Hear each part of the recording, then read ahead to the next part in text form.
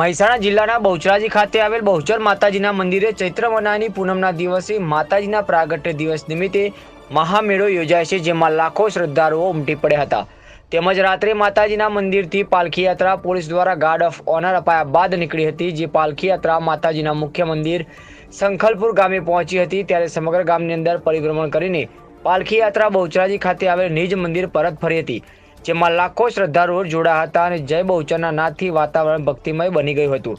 વહીવટી તંત્ર દ્વારા પણ મેળાને અનુલક્ષીને પોલીસ તંત્ર ખડેપગે હાજર રહી કાયદો અને વ્યવસ્થાની સ્થિતિ જળવાઈ રહે તેવા પ્રયત્નો કર્યા હતા।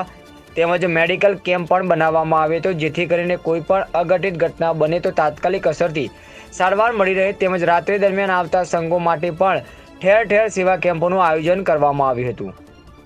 અહેવાલ નિખિલ જોશી, ચાણસ્મા।